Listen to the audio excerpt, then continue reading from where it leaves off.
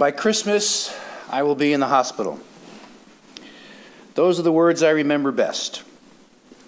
They bespoke a knowledge that was frightening. She said them with certainty and with urgency. By Christmas, I will be in the hospital. This has happened before. I can feel it coming. She stared at me intently. Okay, what happens now that he knows? What changes? What remains the same?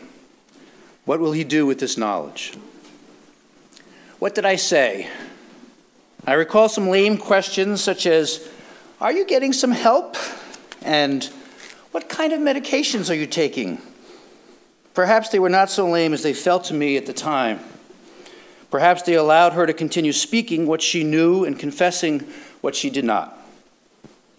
In any case, she went on in some detail about her experience with manic depression. Was it yet called bipolar syndrome?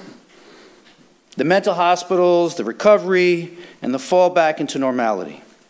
The slipping away of that recovery and the excitement and terrifying qualities of that slipping away. Her name was Eve. Eve was very ill when I encountered her in my first year of teaching, though it took me quite some time before I realized this. Her aggression in the classroom was, I imagined, like that which one might find among many intelligent people, somewhat bored by school and very frustrated with the decorum of the seminar. I had known lots of students like this, I thought, in my own undergraduate days. She acted out a lot. She disrupted class and then made up for it with incisive or witty remarks. One week she would not complete assignments, and then in another class she would overwhelm the seminar with the quality and depth of her work.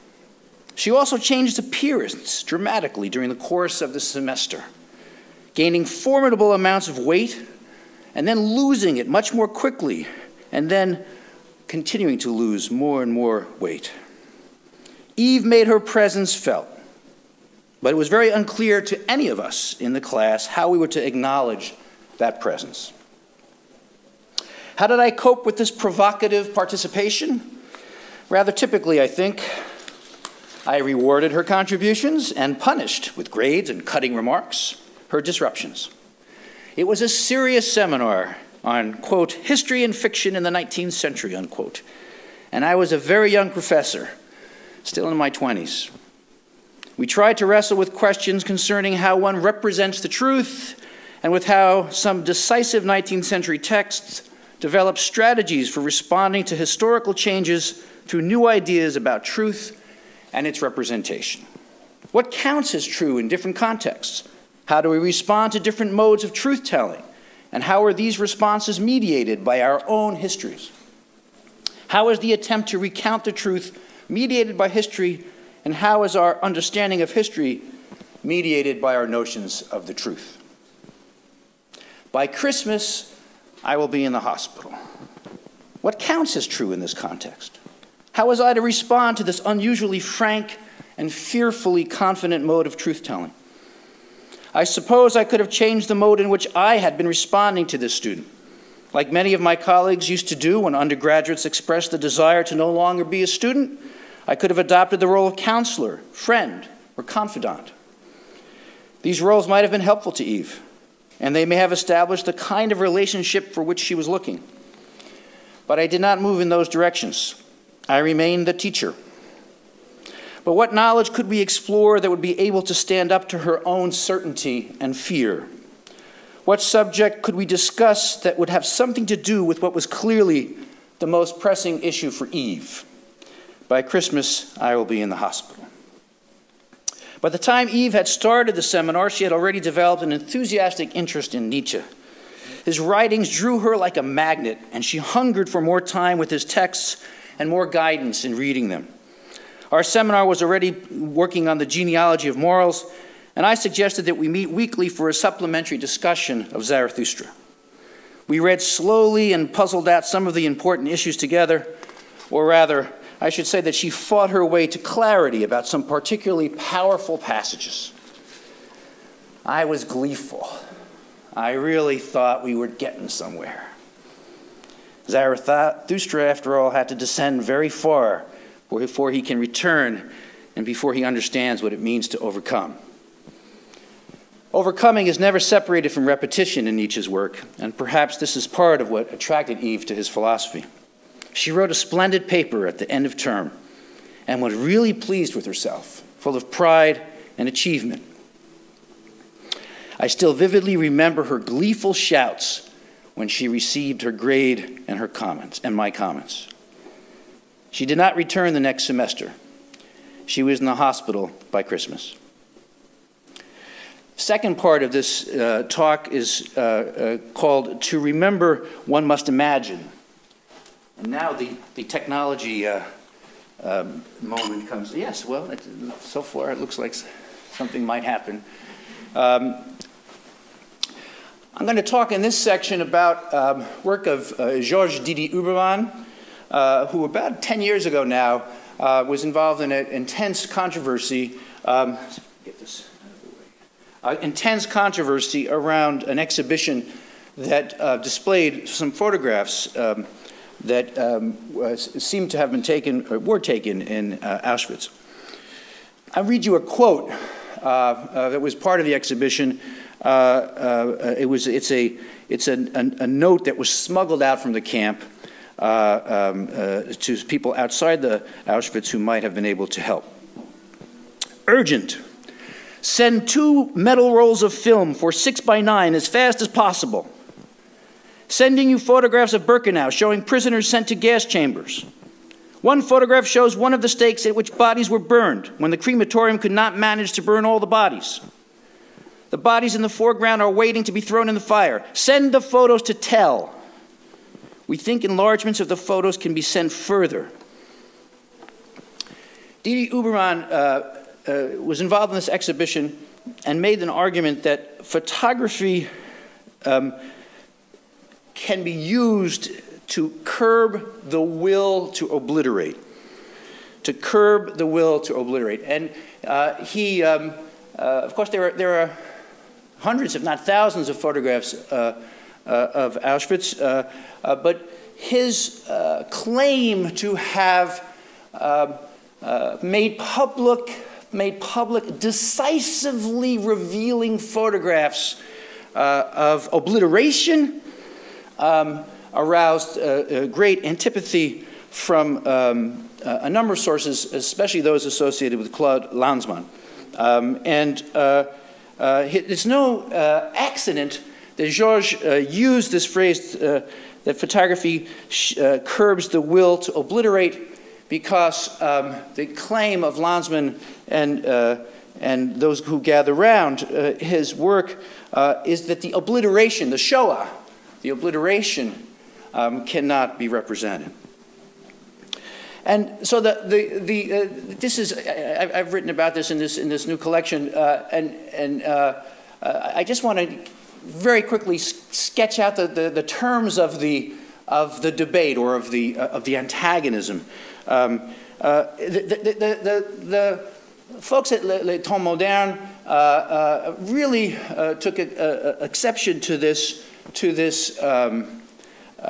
effort to use photography as an example of curbing the will to obliterate, because for them it was deceptive insofar as the traumatic cannot be represented in an image, because in the end, the argument goes, you have only an image that provides you with a screen rather than a pathway, a blockage rather than an avenue of access. And so I give you a Wykeham writing in Le Temps Moderne, just a quotation. The fact is this: the photograph, even the most raw, even the most meticulous as to what happened, every image of horror is a veil over horror. That's a great summary of the position. Every image of horror is a veil over horror. Every image, because, this is continuing the quotation, because it is an image, protects us from horror. That's even further, right? It's not just a veil. Well, it's a kind of veil that protects you. It doesn't only screen you, but it protects you from horror. Every image, because it is an image, so it's a really lovely religious thing. Every image, because it is an image, at the same time that it makes us see something, that it makes us discover something, it covers it over as well. And finally, the image turns us away from that which makes us see. So this really strong objection to any attempt to see, as Weichmann said, the image as truth. You know, and D.D. Huberman was not arguing the image was truth, but they say you are trespassing into a regime of truth by trying to establish this deception as a form of enlightenment. Along with that, and I think really important, in addition to this kind of cult of the sublime as the invisible, this is familiar to all of you who do work on what we used to call postmodern thought. Along with it is this real strong fear that the representation is consolation. And this goes way back before postmodernism, of course, but that representation itself is dangerous because it is a form of consolation. I was just teaching Civilization and Its Discontents, which I always do around the high holidays, in my survey course, and the students, I said to the students, so what's wrong with consolation? You know, you know that old Elvis Costello song, what's so funny about peace, love, and understanding? I started was reading that stuff about Freud again for the millionth time, and what's so bad about consolation? And one of the students raised her hand, very, very thoughtful, and she said, it prevents disillusionment. And we had been doing, this is a course on legacy of the Enlightenment, and it prevents disillusionment. And disillusionment is what we need if we're going to be in the Voltairean and Freudian tradition. And so this critique of D.D. Huberman is that the image always provides, and many forms of representation provide consolation and make us feel better about horror because at least we think we understand something. And that feeling better is obscene, is the language that Lanzmann often uses. It's obscene. I'd written this out before, and then yesterday I gave this talk here about the humanities and liberal arts, and one of the things that Dean Cascardi said in his comments, and quite rightly so, I thought, was that the study of the humanities and arts provide, he used the word satisfaction. I guess when you become a dean, you can't say pleasure anymore, but as presidents, we can do whatever the hell we want. So I think it's about pleasure. And so I thought today it might be interesting if we have time after the talk to talk about the relationship of pleasure and consolation. Because many of the same writers who are certainly enemies of consolation see themselves as friends of pleasure. As part of the power of the aesthetic. Anyway, to go back to the D.D. Huberman response to this critique, D.D. Huberman said, listen, I'm not saying this is the truth of Auschwitz, this is the truth of the Shoah, I'm not saying that at all. What D.D. Huberman is saying, this is an approach. This is an approach to the past. He says, using Hannah Arendt, that an oasis is more than a mirage. That's I think the headline for his response to this anti-representational critique. He quotes Hannah Arendt, Hannah Arendt said, "Lacking the truth, we will, however, find instance of truth." Hannah Arendt. Lacking the truth, we will, however, find instance of truth, and those instances are, in fact, all we have available to us to give some order to this chaos of horror. These instances arise spontaneously, like oases in the desert. Arendt's metaphor reminds us that an oasis is more than a mirage. The photograph should help us pay attention differently, and that, in turn, will help us imagine and remember. Images are not the cure for the lacunae of a traumatic history, but they do change our relationship to those fragments of the past that are left to us. We must not treat images and other testimony as communicating the unveiling of the one essential meaning, but neither should we reject them as always already deceptive. one last quotation, I think almost one last quotation from D.D. Uberman. Images become previous to historical knowledge the moment they are put into perspective, into montages of intelligibility. The memory of the shower should continually be reconfigured and one hopes clarified as new relationships are established, new resemblances are discovered, and new differences underlined. Okay, recollection, he says, does not resuscitate anything, but echoing Benjamin and others, he says it saves the historical real from indifference and oblivion. The third part of this talk has images, I'm afraid, that are very disturbing, and so I just I'm warning you. These are more immediately disturbing, and this part has to do with pictures of lynching and the production of shame. There are 5 parts, so in case you're trying, they won't be endless, but this is part 3.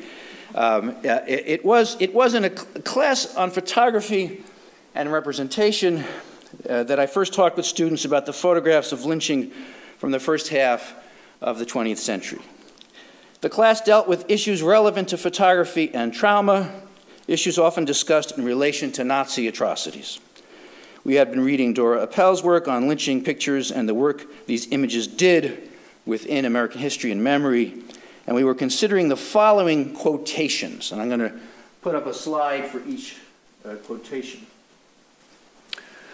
Lynching photos, like the acts they represented, were meant to demonstrate race, color, caste solidarity across classes and against African Americans.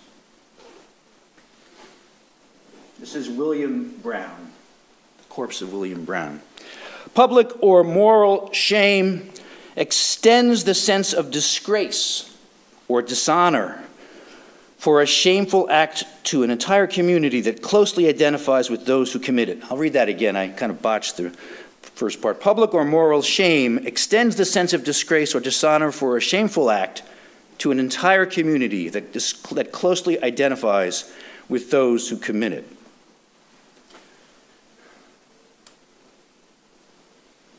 This is lynching, 2 pictures of Frank Embry. The black community had effectively reclaimed and emphatically asserted the right to look in the larger public arena, where the humiliated black body was re-endowed with dignity and humanity in a different public ritual.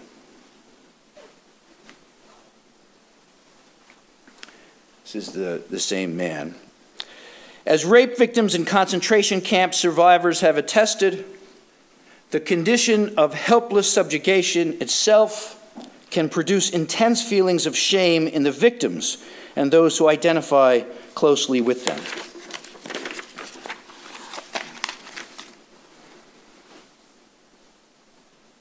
Thomas Shipp and Abram Smith. Public images of the tortured body act against historical amnesia, transforming those activities in which perpetrators took pride into a public sense of shame, provoking a political conscience.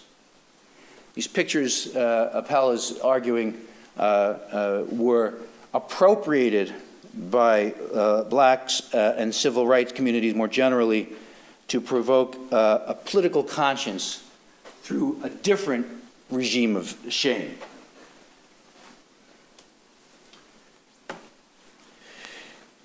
All of the students seemed to talk in the sessions of the seminar devoted to these images, except for 3 African American students.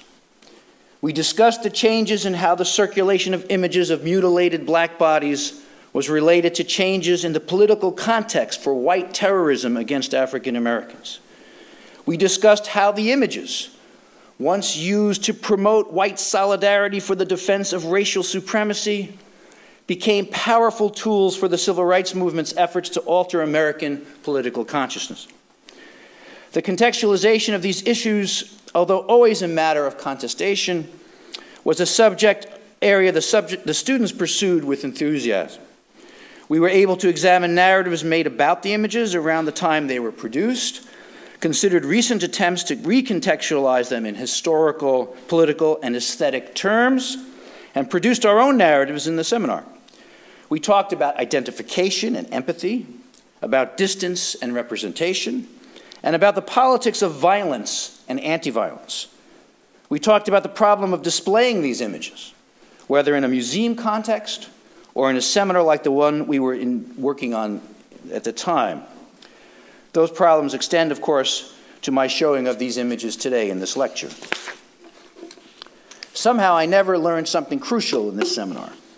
I never learned how it felt to the students to behold these images when you allowed yourself to experience some connection to the people pictured in them.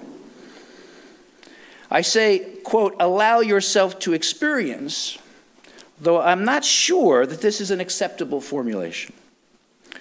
Some of the recent theorists of affect, for example, talk about its production in non-volitional, quasi-mechanized terms. In other words, they frequently write about affect in general and shame in particular as being automatic, an organic response outside the traditional boundaries of subjectivity. Would that mean you couldn't put yourself in a position to feel shame? I'm not sure. After all, one can put oneself in a position to experience the erotic or the frightening, although both of these dimensions also contain much that is automatic and organic. But can one put oneself in a position to blush? Elspeth Probin has discussed affect and teaching in this helpful, straightforward way. Quote, affect amplification makes us care about things. I wanted my students to give voice to the quality of this care. I wanted the students to voice the feelings that were provoked by these images and not just to respond with ideas about them. This split between feelings and ideas is, of course, problematic. It's the basis for Susan Sontag's powerfully expressed doubts about photography, and it's also the springboard for Roland Barthes' exquisitely formulated debts to the medium. Teaching with images often allows professors to have a level of affect in the classroom not always as available with even strong texts.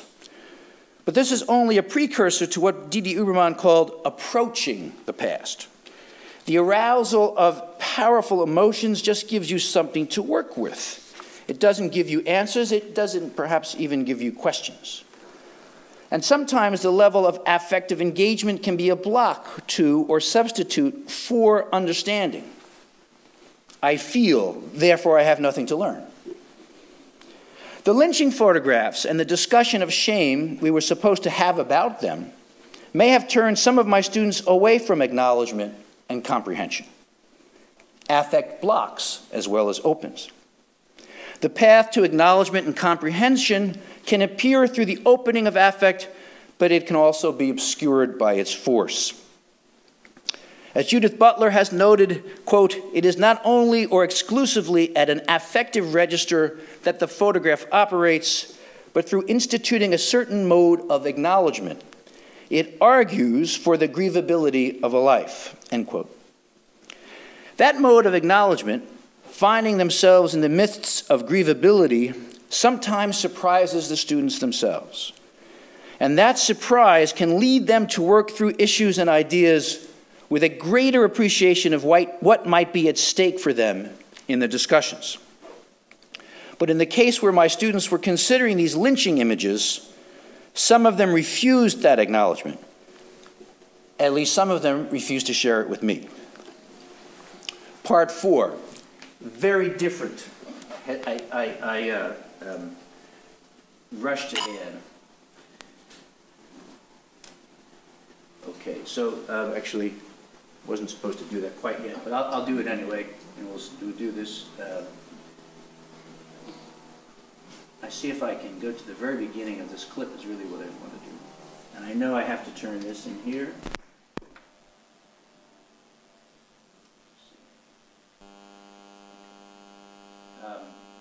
I'm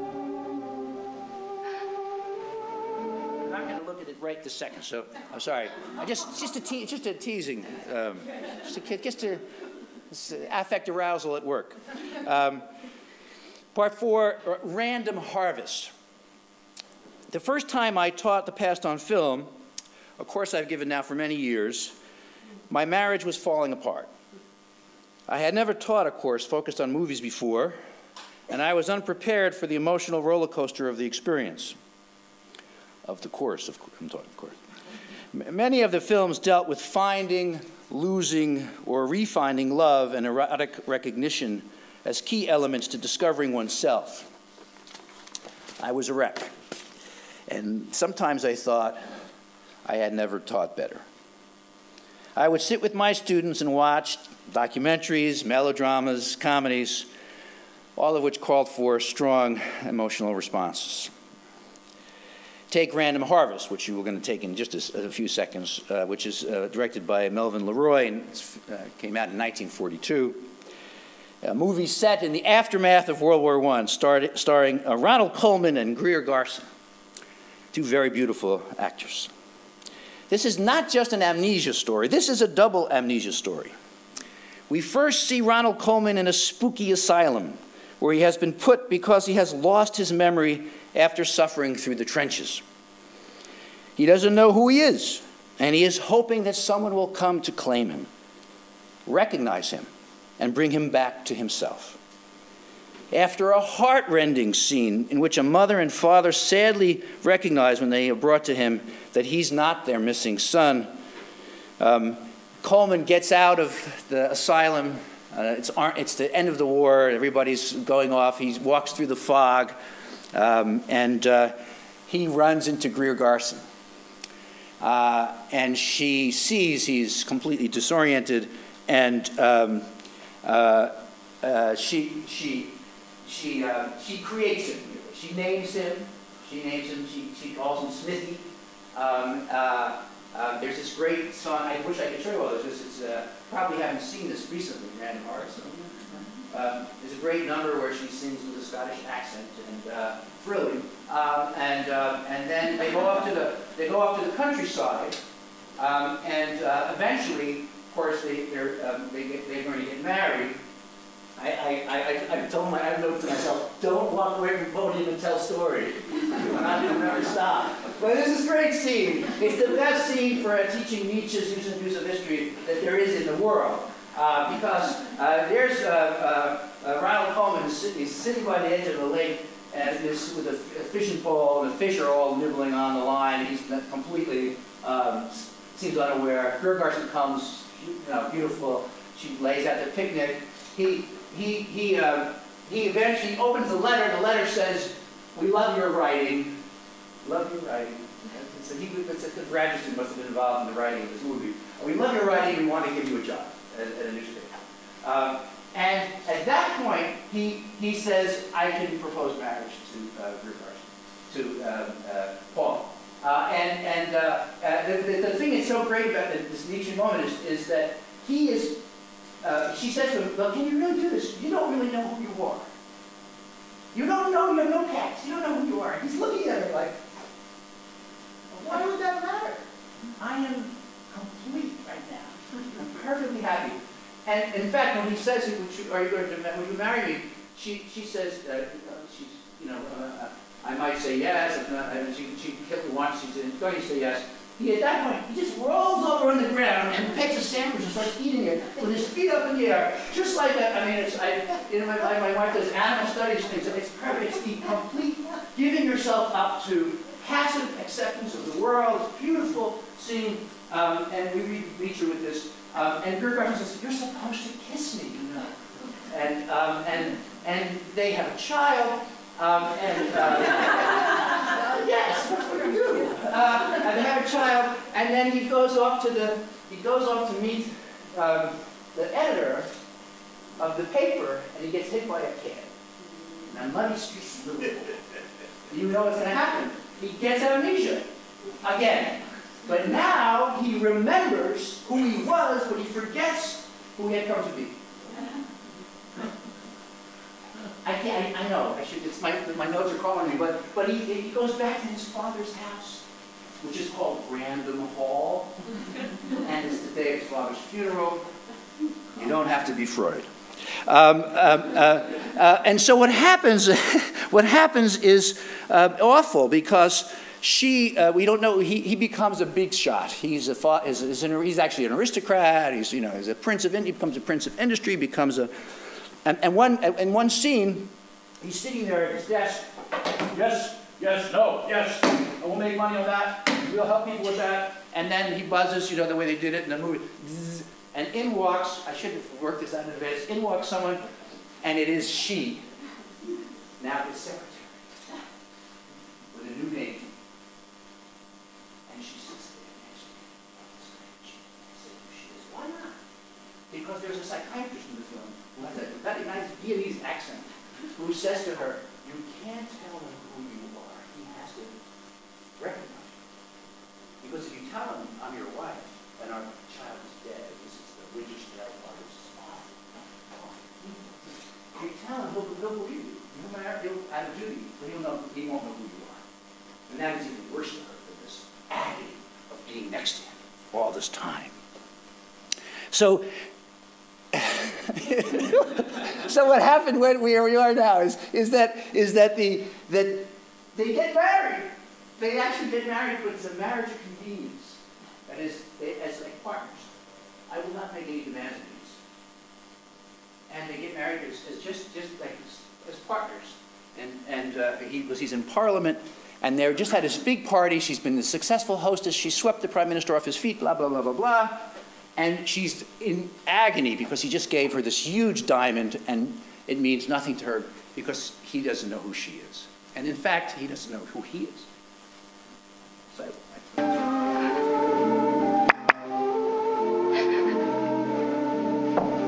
5 minutes.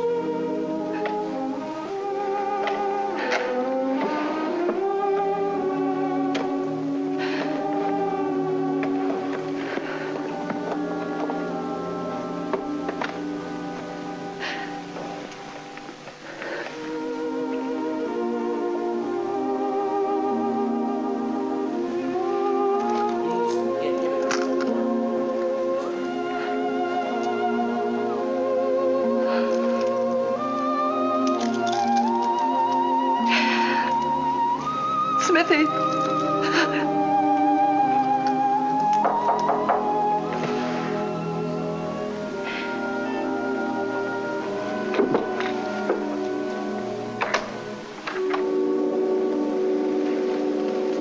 Margaret, I'm afraid I said something to hurt you. No, Charles. If I expressed myself clumsily, Oh, it's nothing really, it's just nerves. I wish you would be frank with me.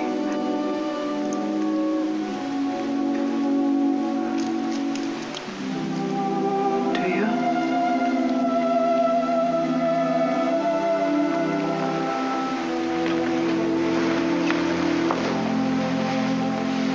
Were those a gift? Yes. I came across them quite by chance. They're just cheap little beads.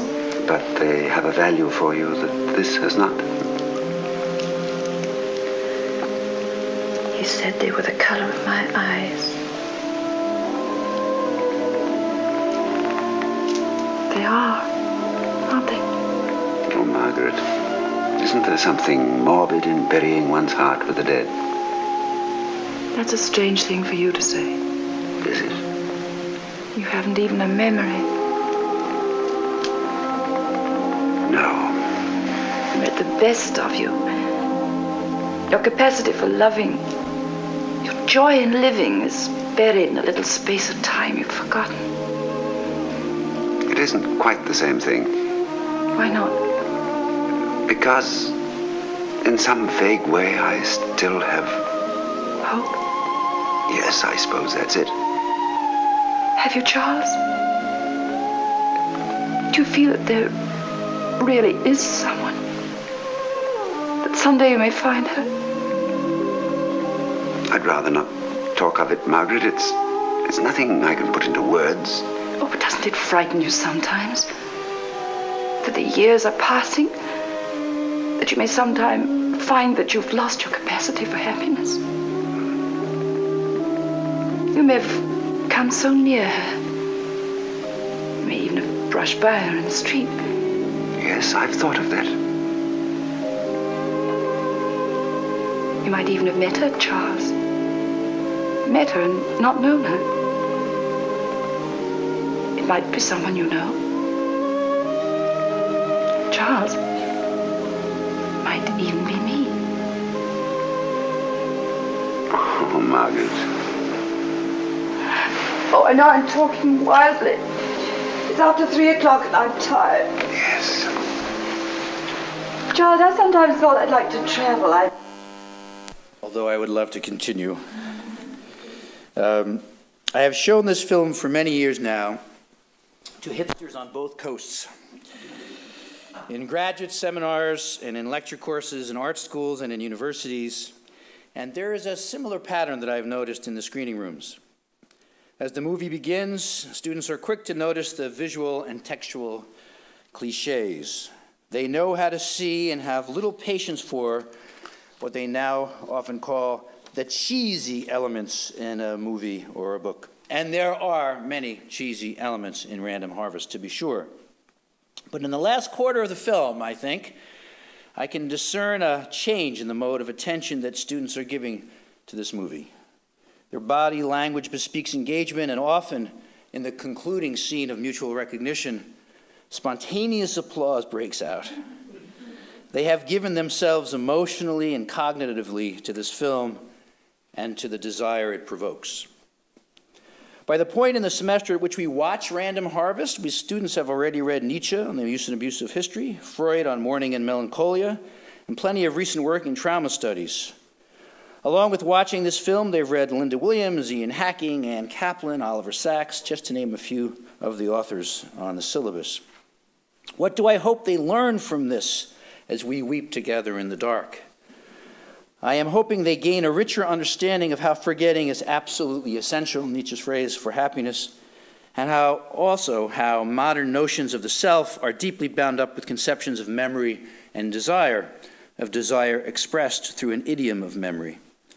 The title for our week's work on Random Harvest is Forgetting Who You Are. I want my students to see and to feel how happiness is connected to fantasy, often a male fantasy, of losing your memory-infused self. I want them to be in that fantasy through the film, even as that fantasy is broken by another conflicting one, by a sense of the sophisticated recovery of the past that marks the end of this glorious film. Random Harvest, for many students, provides the affective register of a certain mode of acknowledgement that Judith Butler underscored in regard to photography. It invites students to engage with the questions of memory, trauma, desire, forgetting, and loss at a variety of cognitive and emotional levels.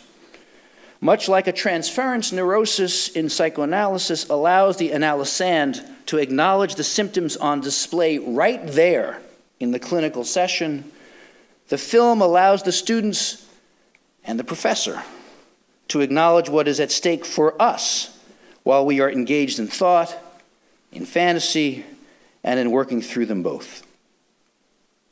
5, affect, education, and seeing what you had been blind to. In the current debates about the value of higher education, political education usually means politicized or ideological education, one based more on prejudice than on reason or facts. This discourse about the university is blind to the necessity and desirability of political education. Citizens are not born, they are made, and education and being political is crucial for the public sphere. Universities, to be sure, have only a very small role to play in an individual's political formation, and their place in the polity's development of an active citizenry is limited. But they can have an important political function for those who work within them. How can we ensure that this function fosters political education rather than political corruption? Perhaps my 4 examples can help us reflect on this question. The first 2 stories evince the attempt to carve out a space in which education takes place. This is not exactly a separate disconnected space, but it is a protected one. When Eve told me that she knew she would be in the hospital before Christmas, she was trying, at least in part, to break that space. How are we going to talk seriously about Flaubert, Michelet, and Marx when it is clear that I am sinking into madness? How can you go on teaching about representing the truth when I have stopped taking the drugs that might keep me from falling apart? I imagine almost every teacher hears this question in some form. What can you possibly have to teach me now? Reading Nietzsche with Eve was in no way an attempt to, quote, deal with her problems, unquote, if by problems we mean her manic depression. But it was not a denial of her fears about this condition, nor was it an escape from her questions about why she was sinking into a pit she knew and detested. This was an aspect of Eve's knowing that I found most disturbing. She could see where she was going, but seeing it made no difference in her capacity to change. And her incapacity to change did not block, at least at this moment, her lucidity. Nietzsche provided us with a language, a rich, complex network of issues to which Eve could connect herself, but which did not merely reflect her own immediate personal concerns. There came a time, I later learned, when Eve could no longer speak a language that anyone else could understand. But for a few months, reading Nietzsche allowed us to think together about issues that were of vital importance to her in a way that was open to others. Reading together provided a mediation of the personal into the public. Finding one's issues acknowledged in some public way, even if the representative of the public is a notoriously anti-democratic philosopher or merely a teacher in an independent study. Finding one's issues acknowledged in some public way is to experience an aspect of the mediation of politics and perhaps of the attractions of participation. Finding one's issues acknowledged in some public way is also to experience a crucial aspect of education. Is it necessary to say that this finding, this acknowledgement, is only a beginning of politics, only an aspect of education? Of course, acknowledgement alone does not solve problems. Public recognition is not a substitute for power or for knowledge. There were moments when I believed that our discussions were going to make an important difference in Eve's battle to stay afloat. That was a mistake, or rather it turned out to be a mistake. D.D. Uberman's discussion of photography of the traumatic also can be seen in terms of public acknowledgement. And the opposition to his work can be understood as an insistence that some things can simply not suffer acknowledgement without being trivialized. D.D. Uberman's discussion of the death camp photograph is not meant to reveal the truth about the camps, but it is meant to establish a point of mediation with the historical reality of the camps. A point of mediation is never definitive, and for that reason, a consideration of the photograph within historical representation necessitates the recognition that our memory of the past will always be reconfigured, always depend on the needs of the present from which remembrance takes place. It's his insistence on this need for recognition, rather than quarantining of the traumatic from any possible recognition, that spurred the violent critique of D.D. Uberman's essays. Points of mediation call for a process of uneasy recognition. The cult of sublime silence refuses this process. In my example of the lynching pictures, I was unable to engage the students in this process of uneasy recognition. I am still unsure if our discussion of shame produced a shame response in the students, and perhaps in me, especially the black students, or if they just refused to be a part of this process of uneasy recognition with me, and perhaps I with them. Perhaps I just failed to create a space in the seminar in which we could discuss the affect that had been put in play. Perhaps we were not ourselves candidates for recognition for one another, and so we couldn't talk together about what we recognized or failed to care about in the images. For some students, there is a risk of trivialization when they bring their whole selves to class. What if I don't count for the other? What if they remain blind to my reality, even when my reality feels so intense? I see this risk in a much heightened way in my photography and film classes. In teaching Random Harvest and some of the classic melodramas, Being on the edge of tears worked for me as a teacher because my caring about the films was intriguing enough for the students to open themselves to caring. This doesn't always happen. Sometimes my appearing too willing to give myself to the material, to let it work on me, will increase a student's defensiveness, close off this process of recognition. I appear to the students as a scary ball of affect, as melodramatic, even hysterical. My Freudian dogma tells me this has everything to do with transference relations, but we don't have time for that. In 1899, and I talked a little bit about this yesterday, William James published Talks to Teachers on Psychology and to students on some of life's ideals. The second of the talks to students is called On a Certain Blindness in Human Beings. The blindness James refers to is our inability to see the values and meaning that other people attribute to their experience of the world. We are external to one another. Quote, the meanings are there for others, but they are not there for us. James tells of his own wandering in the hills of North Carolina and his perception of the blight the settlers had brought to the land. And this is a quote from James. The forest had been destroyed, and what had been improved out of existence was hideous, a sort of ulcer, without a single element of artificial grace to make up for the loss of nature's beauty. Quote, what sort of people are they who have made these new clearings? James asked the mountaineer who was driving him. All of us, the driver responded. Why, we ain't happy here unless we are getting one of those coves under cultivation. Unquote. I instantly felt that I had been losing the whole inward significance of the situation. Because to me, the clearing spoke of naught but denudation. I thought that to those whose sturdy arms and obedient axes had made them, they could tell no other story. I had been as blind to the particular ideality of their conditions as they certainly would also have been to the ideality of mine, had they had a peep at my strange indoor academic ways of life in Cambridge. James talked to students and teachers about how people often are blind to one another, closed into their own world of experience, and only capable of mistranslating the experience of others into their own terms. He saw a recognition of this blindness as, quote, the basis of all our tolerance, social, religious, political. The forgetting of it lies at the root of every stupid and sanguinary mistake that rulers over subject peoples make, unquote. In his talk to teachers, James does not discuss how he came to recognize his own blindness, how he came to see how much he was missing.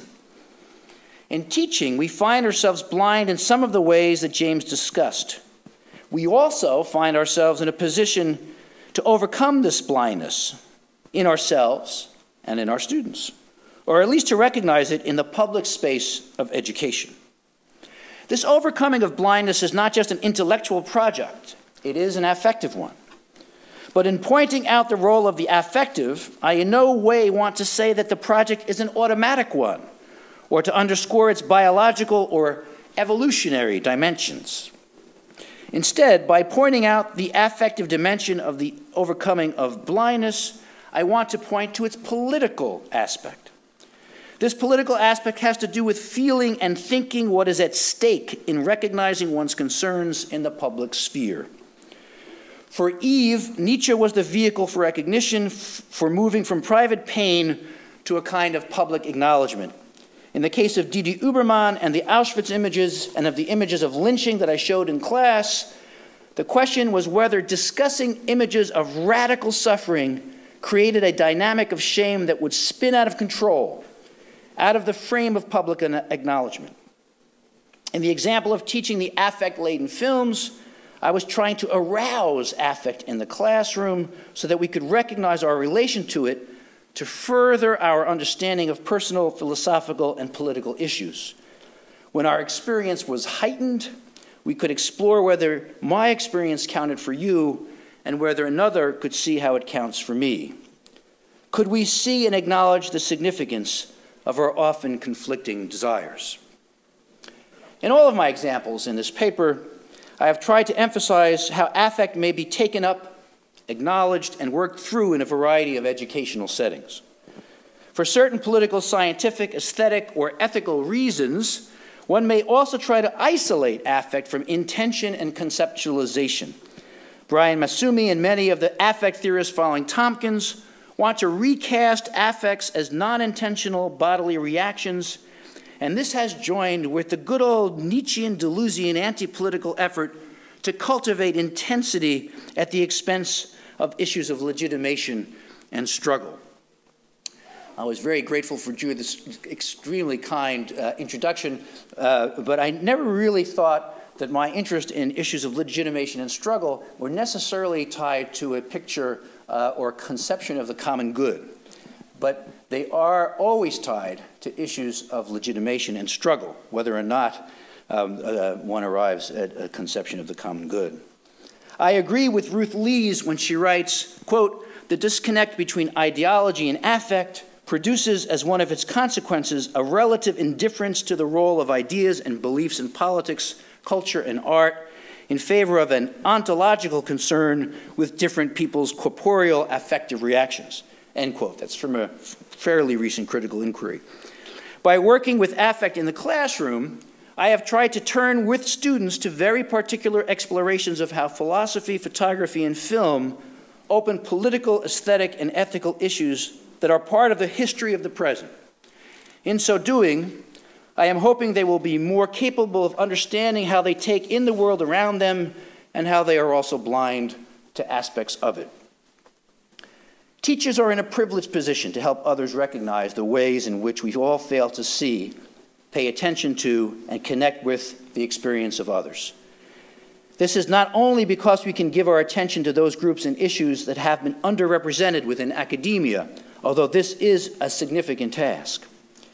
We can teach students to make use of the levels of mediation provided by education, to think allegorically, and to try to puzzle out the diverse ways that people give significance to their lives. Forgetting the blindness of which James spoke remains a dangerous possibility in teaching, leading to solipsism and to dogmatism rather than to thinking. As teachers, we find ourselves, or I should probably say we can find ourselves, in a position to call attention to this blindness, to show how it works and whom it serves. Remembering to look for the whole inward significance of another's situation is a crucial dimension to any inquiry that takes us beyond the comfortable borders of our own we groups. In crossing these borders, we need not only confront strangers. We can also find people who desire acknowledgement and who are capable of returning recognition. In so doing, we can teach our students to become teachers of themselves and others, and to become citizens eager to understand how those around them understand themselves. Although this is not the only kind of understanding that can be produced in the classroom, it is a crucial one for citizens who want to participate in the public sphere. Thank you.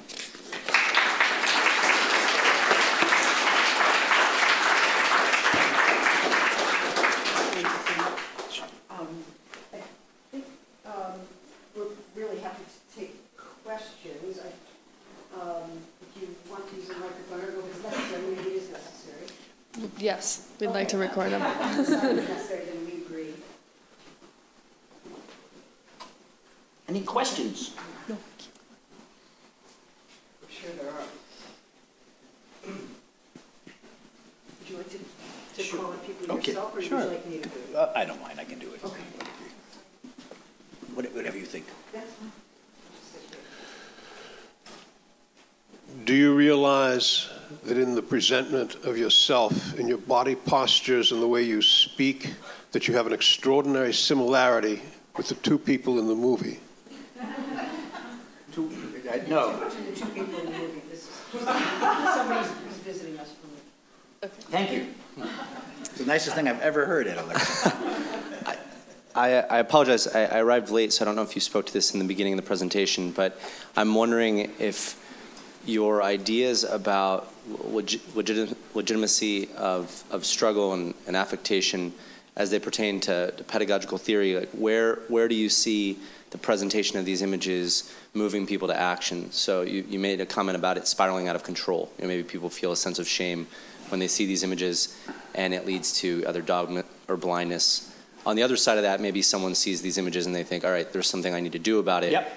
what's the space in between those things? I'm sure that there's a large answer to that, but well, no, actually, I don't have a large answer to that because I'm really talking about not so much a theory of pedagogy, but these are stories of pedagogy.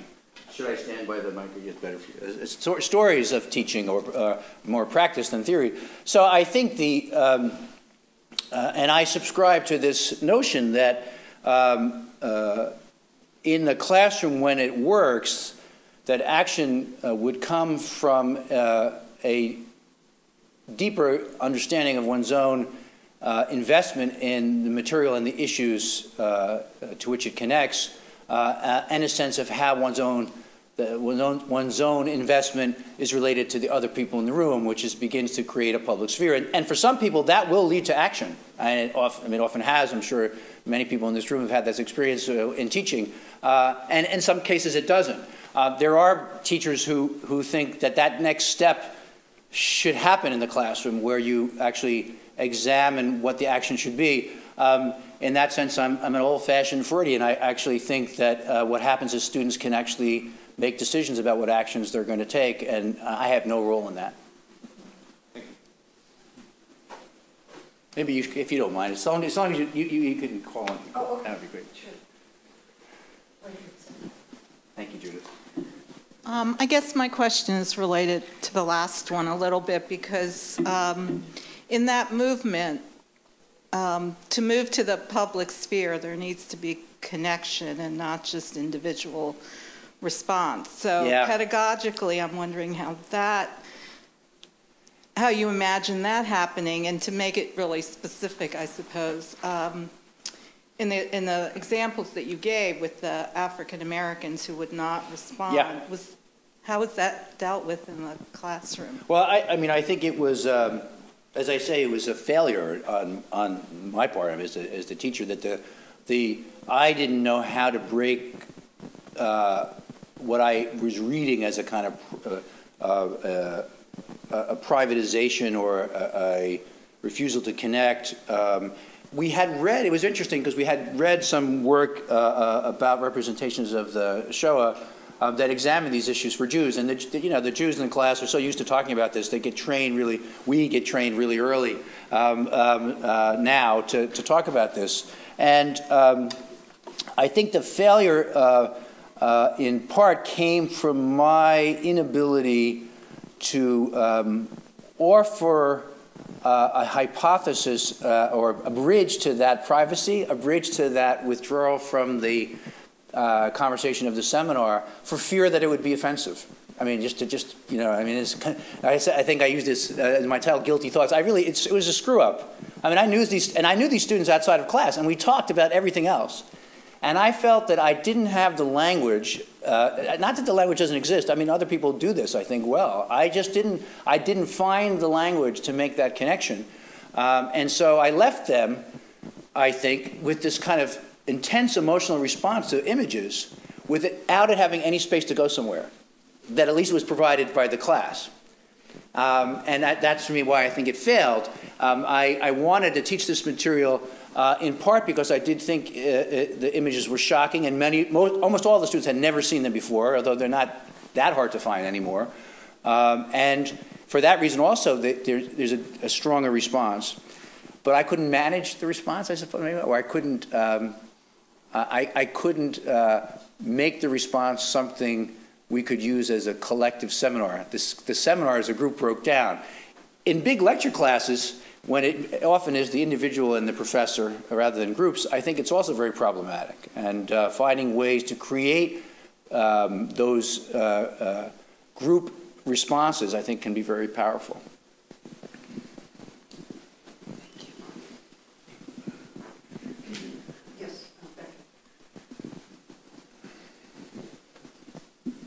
Thank you. I'm really curious about the ways, talking about the acknowledgement of the personal in the public and using shared text or text to provide a shared language.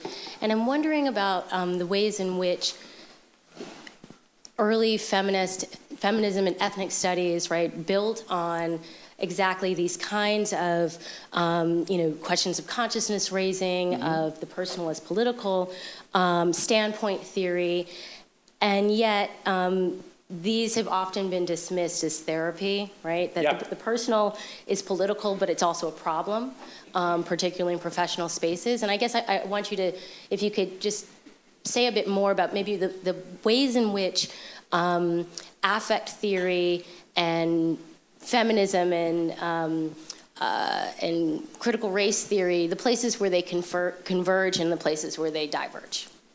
But it's a great question. It's one I don't feel all that capable of providing a good answer to. I think you're quite right that some of what I've said, much of what I've said, is indebted to that early work that fell under critique for overly either simplistic or just individualized notions of subjectivity, for therapeutic or confessional mode, and for identity affirmation rather than creating a space where critical energies could be deployed for political purposes. That despite the intentions expressed in that early work, often criticized for diffusing the politics through modes that were called therapeutic. I've, for a long time, tried to argue that that modes that are called therapeutic can be productively connected to the political, although they're not always connected to the political. They can stop at the pre-political, where they become joint personal confession rather than operating in a public sphere on issues of shared concern to address things that could be changed. Those last steps, however, I don't think are prompted by theory. They're prompted by a pragmatic confrontation with inequality, with power discrepancies, with felt issues. And so I see the role in pedagogy in this regard as providing a link to the public sphere. Let me say, there is a link to the public sphere that we can exploit as a way of modeling the beginnings of political action. But you don't need to do that. You can also just drop it so that people leave with a kind of I think of a half satisfaction of having confessed to one another without having taken the step of joint recognition of issues of common concern, or recognition of where what we thought were common concerns actually diverge a little bit, and working through that divergence in a public way.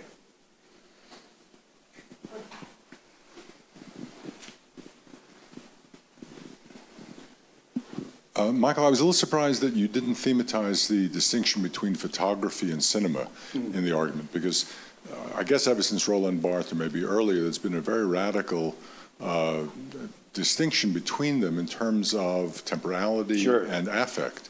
And it was quite clear when you gave us the film, the ability of the audience to be immersed, to identify, to feel the emotions you described the students feel. This is more typical of a kind of cinematic experience than it is, at least someone like Bart is right, in looking at either historical or even a personal image of the past, which has very different implications. So I just wondered if that doesn't come into play, because you didn't really give us much. Quite right. All of these things, there are enormous distinctions between photography and film, and even bigger ones between manic depression and film. I mean, these things are very, or between lynching pictures and Hollywood melodramas. I mean, these are, of course, all of them are very different from one another. What I tried to, the reason I put them in this paper together is because they do what they have in common, at least as I am thinking about it, is this capacity to arouse affect in modes that allow you to engage in this process of acknowledgement and recognition. I do think it is a very different experience, teaching film and photography. Although, I often, I'm sure you do this too, when you teach photography, you teach it with Barthes, and one of the things that the text and the pictures do together is provide students with a different way of giving themselves, opening themselves to the the grief in Barth's book, to the power of the images that he describes. I mean, I do think that photography, although it's quite different from the immersion and the temporalities of cinema, does provide spectators with a kind of possibility of absorption that is, I wouldn't say it's clearly different from film, but I wouldn't say it's less powerful. But it is really different. So I hadn't used that word much in this talk, absorption. It's it's a word that Michael Fried uses a lot all the time for 50 years now, and in that last book on photography, I think very effectively, in my view. But that the absorption in photographic images, again, though different from the cinematic, seems to me can be extremely powerful as a way of arousing affective responses. So I have a question that maybe takes us back to your, takes us back to your classroom and what worked and didn't work.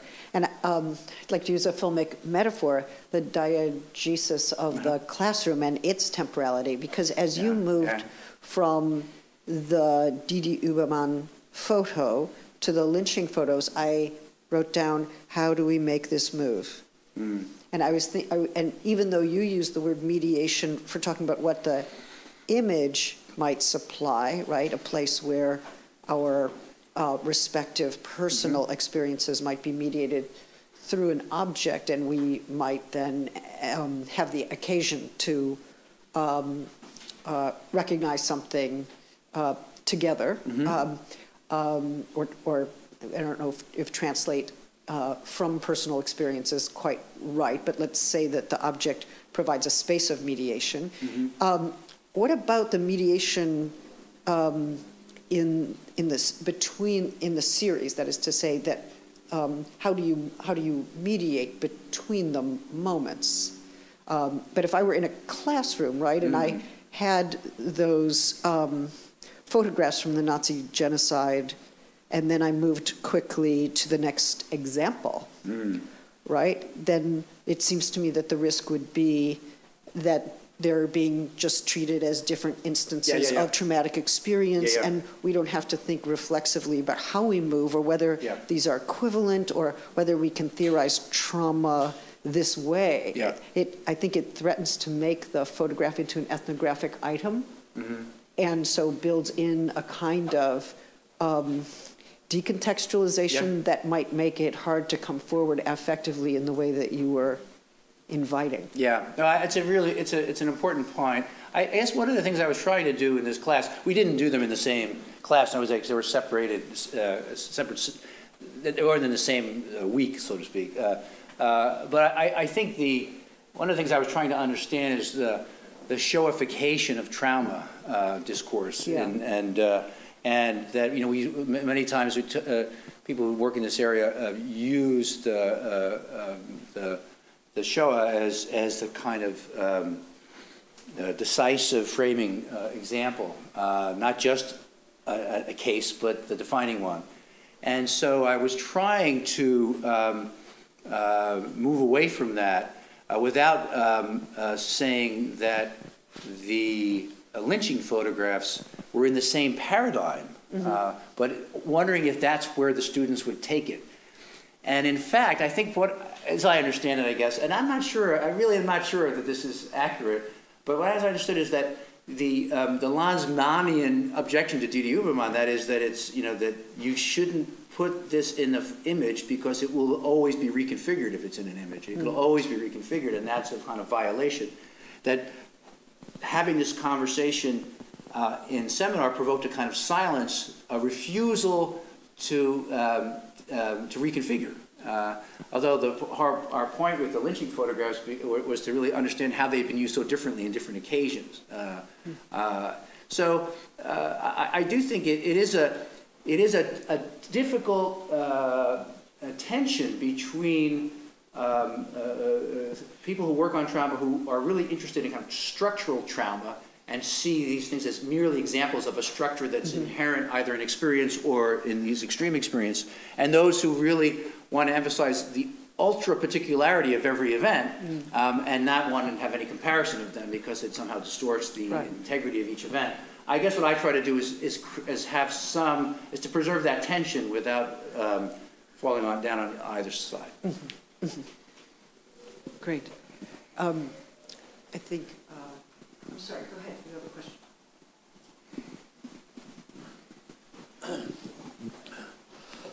question.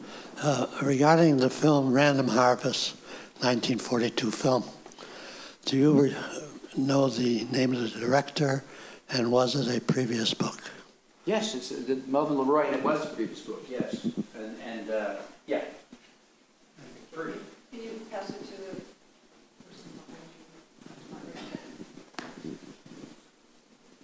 Well, I was thinking, I guess almost all cases of political conflict could be analyzed in terms of partial refusals of recognition or acknowledgement, and that therefore your insistence on the transition between searching for a way to get acknowledgement and the political is almost like Habermas's ideal speech situation. You're looking for a sort of ideal set of ways for everybody to acknowledge what is important to acknowledge, and you're upset by the fact that the 3 African Americans would not, in fact, didn't want to engage you in this way. It wasn't there.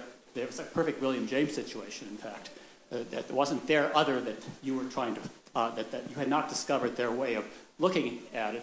But I just like that. Do you see that? I mean, is there a kind of utopianism here where, in fact, maybe there are certain ways of being political where you actually have to forget and refuse to acknowledge before you can go on. Certain kinds of solidarities, for instance, you have to forget all of the ways in which you're divided from one another, and you have to forget all those reconfigurations. I think that the second option of forgetting and reconfiguration through blindness at times is an important part of what actually happens. But you're absolutely right. I have a prejudice towards the former as a mode of teaching, because it is, although in teaching I do try to make a strong case for forgetting, the very act of teaching these materials brings them from oblivion and makes them part of the consciousness of the students. And we talk about that too. But I do think that in these situations, I try to make a case for the alternative to this festival of acknowledgement, which can be either terrifying or ecstatic or both, and to give them examples of that as well. But since it's in this mode of teaching, it's hard for me to actually model forgetting, at least intentionally.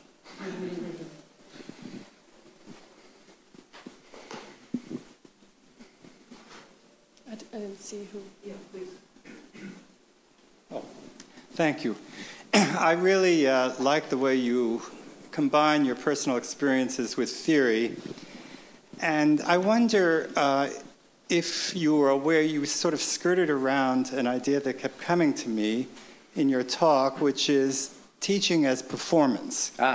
And obviously, you were sort of we all give a performance when we get up on the podium in a way, but you seem to be particularly aware of the emotions that you wanted to arouse in your students. You had strived to do that. And I just wonder in your own teaching if you have a script in mind. I mean, do you, and that's why maybe, going back to this previous gentleman's comment, you were disappointed that you had hoped to get a certain reaction out of all the students and that you couldn't. No, it was really more in retrospect, I think. Well, I guess I can say a couple of things. Certainly, in the example I gave you, I mean, of the film class, I never talked about that in outside of a bar, I think, before, it was really thinking about because of this affective turn that many of my friends are linking Deleuze to evolutionary biology seems to be a perfect storm of incoherence and depoliticization, and many of my friends seem to think just quite the opposite. So that it's a liberation from neoliberal orthodoxy, which I'm happy to dive into, I guess. But in my case, there is no script except retrospectively. I mean, this, I was saying yesterday, I made a vow some years ago never to read papers anymore because I do find it constraining. And I do find what I love so much about teaching is I don't know what's going to happen until it's over. And in this case of the photography seminar, I was vaguely aware that it wasn't working. But in thinking about this subject, when Judith asked me to come and talk about photography and shame and things I'd been writing about, I started to think about what I might be able to say that would be both personal to me and might be relevant to other people, which is, of course, also the theme of the paper here. So, I think the performative element is absolutely key for many teachers, and certainly the ones that I was always drawn to as a student. And I find that performative element is much more accessible for me when I don't have the script. Could we link that to the discussion about transference in teaching that you alluded to? How so? I don't know. You said one could talk about transference in pedagogy. Yes. And Well, I was wondering if it follows from your remarks about performance. It can. I mean, I do think, I said that, there's dangers of dogmatism and solipsism in these things. I could have added narcissism. I mean, people, we've all had teachers who just love themselves so much while they're teaching. I remember a guy at UCLA used to always go like this all the time because he was just enjoyed himself immensely while teaching. And it's important to avoid that, and having great students is the best way to do that because they always remind you of how little you know or what you've forgotten or the mistakes you're making. And so I think, and that may be more typical, I don't mean to insult people unnecessarily, but that may be more typical of undergraduates actually, and graduate students, because they're less beholden. I mean, so much is at stake for grad students for the rest of your lives, as you all know. There's a different relationship to authority in graduate education, alas. As far as I don't do a lot of graduate teaching anymore, so very, very little graduate teaching. But with undergraduates, they don't give a shit. So they're able to disrupt that transference relationship often in ways that are, I think, productive. What I meant by this transference relationship is that as emotions or affect is aroused in the classroom, there is the opportunity for the students to imagine you in some role that is really not a role you've chosen at all or even are aware of. And that can be a very good thing pedagogically. It could also blow up, because there's a lot of fantasy in the room. I think that it's a mistake to try to get the fantasy out of the room. Many teachers do it. It's called boring classes. But it's also, it can be a problem of how that fantasy gets understood by everybody rather than just, then managed by the professor. I even use that bad word, managed. I don't know if that begins to speak to these. Hi. Hi, how are you? I'm doing well, thank you. Yeah, I graduated from Wesleyan, Old Town. I was just wondering about the... Were you in that class? Sort of the dynamics in the classroom, because I was thinking when the images in the film were shown, the kind of emotions and affect evoked in people would be relatively different. For some people, it might be traumatic, and for others, it would be something else. And I was just wondering, because you want to provoke affect, but at the same time, the affects are different. Some people might feel, when they publicize their affect, they might feel alienated by other people's experience. But at the same time, because of this pressure, this alienation creates this pressure to conform to the affects of other people, and that kind of pressure I see in a way is the kind of the willingness to, the pressure to identify with other people and create solidarity kind of creates the trauma that was displayed in these photographs in the first place. So how do you solve this paradox? I don't know that I can solve it. I do think that is the situation of acting in the public sphere, that there is a tendency to convert alienation into identification. There's those mimetic tendencies that can lead to a kind of constraining solidarity, and so I think that's always there. And that's what I don't think you can have political participation without that as a possibility. And that's one of the, so to try to get to make politics safe from that, I think it destroys the political. So acknowledging that and figuring out how not to kind of grease the wheels of solidarity so as to erase difference. I mean, to speak badly, I mean that's an important task. But that happens, I think, all the time in the public sphere, and it happens a lot in the classroom. I think when